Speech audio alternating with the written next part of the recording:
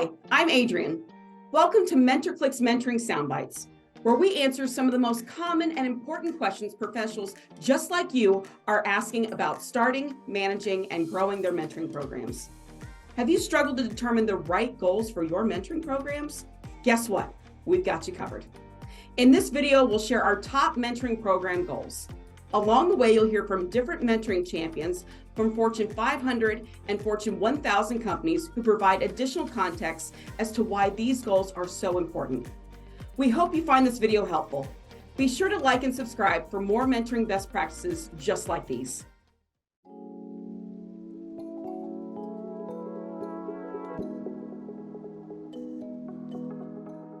Getting a mentoring program off the ground successfully should involve aligning the program with a distinct and measurable business objective. Ultimately, it doesn't matter what business objective you're aligned to.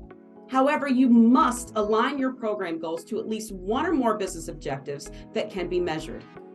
Common objectives include reducing turnover and increasing retention, growing leadership pipelines or improving employee morale and job satisfaction. All of these are measurable, but almost any objective-aligned mentoring program will be infinitely easier to measure when you're using mentoring software. So it comes down to what problem are we trying to solve through our business strategy. We identify those problems, and when you get into the talent discussions, it really comes down to the need to upskill talent. How are we going to develop our employees? Mentoring is one of the leading ways to upskill employees. So when we talk about what are the skills needed to be successful in an organization, and at Principal, it goes anywhere from, for us, how do we get ahead? How do we work together or work inclusively? And then there's the strategic thinking component. So our mentoring program was really hinged on the skills that are important for our organization to be successful.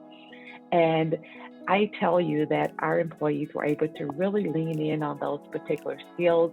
And what has also been extremely helpful are those side benefits, those things that we did not expect to get out of the mentoring program.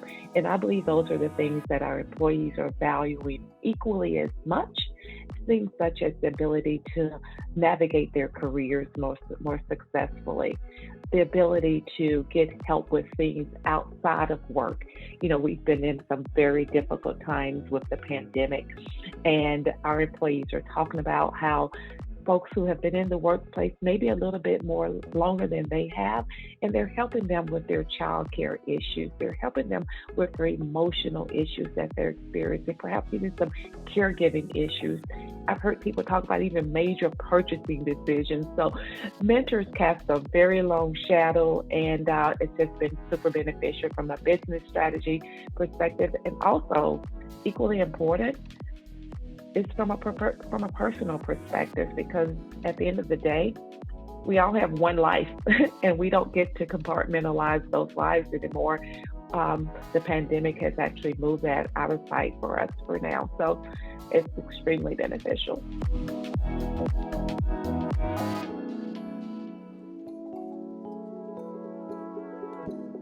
Is your mentoring program aligned with the needs of its target participants?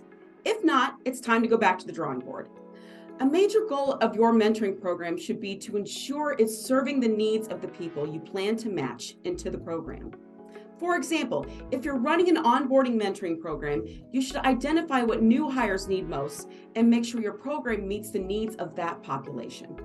Quite often, you need to do a bit of research and internal surveys to determine exactly what participants really need. Don't structure your program based on assumptions. Verify what the target population needs first before you start developing the program. A lot of our executives have spoken to the difficulty of engaging in conversations that have historically been kept out of the workforce, and that they've been rewarded for keeping out of the workforce. Okay. So to go from a standpoint where you are your own mentors, we're having you kind of separate out work and your personal life or what's going on in the world. You just had to take that out of the equation when you came into the workplace and just be zoned in on your work. To change that mindset to now, in order to really be a company that is here for our employees, we need to acknowledge that these external factors are going to impact the way that we work and the opportunities we're given. Shifting that paradigm to make them open to these conversations and comfortable with even, expressing how they view these things in a healthy and safe environment. That's the biggest challenge that we've had.